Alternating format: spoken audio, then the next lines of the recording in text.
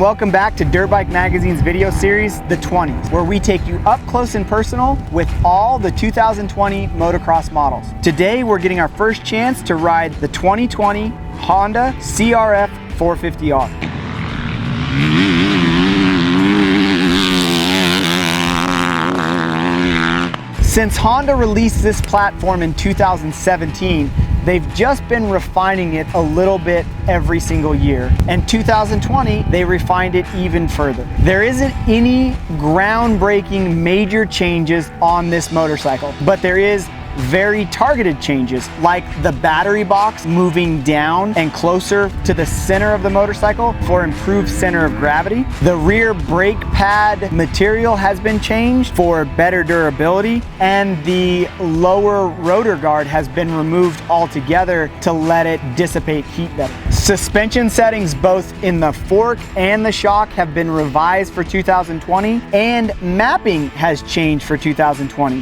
One thing that is brand new for 2020 is the select torque control that is located on the handlebar. So Honda now has traction control, launch control, and the ability to change between 3 maps all on the fly via handlebar mounted switches. Every one of those features that we just told you about has 3 separate settings to choose from. The last noticeable change for the 2020 CRF450R is new graphics for 2020. The bike returns with black wheels, so it looks pretty close to what the bike did last year. If you want all the in-depth specs, head over to dirtbikemagazine.com. For everybody watching this on YouTube, click the link in the description. It'll take you right to the information on this motorcycle. That's enough talking, we're gonna go ride.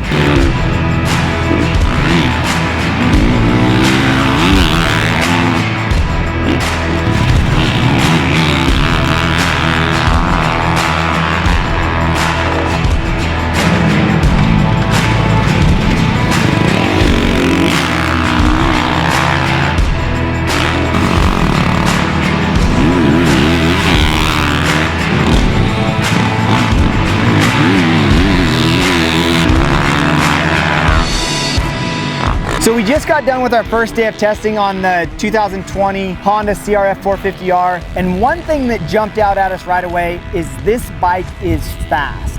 Last year's model was fast, but this year's model, they actually smoothed out the power right off bottom so it doesn't have a jumpy feel, but it pulls really hard through the mid and really strong on top. Multiple test riders rode it today, and that's one thing that across the board they talked about. Not so much a good thing for Honda. The clutch is still the Achilles heel to this motorcycle. There's a lack of feel, it heats up, it fades. It's something that Honda needs to address.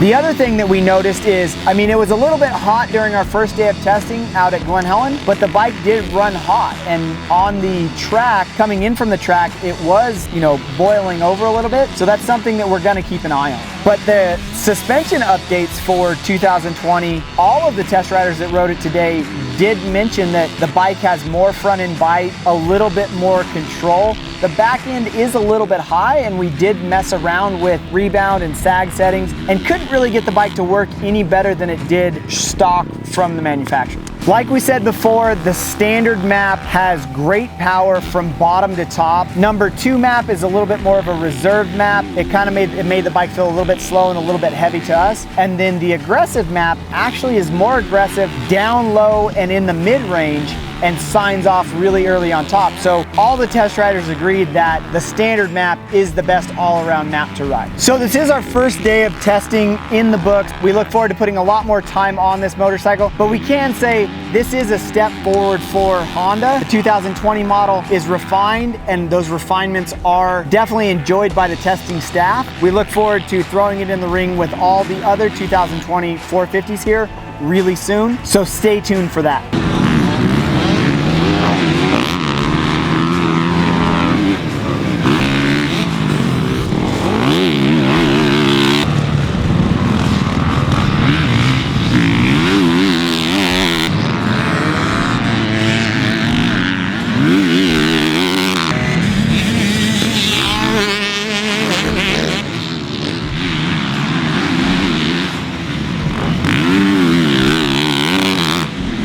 If you got a little bit more time and you want to catch up on some of the other 2020 450 models, click the video thumbnails now, and don't forget to click that subscribe button to stay up to date on all the new releases.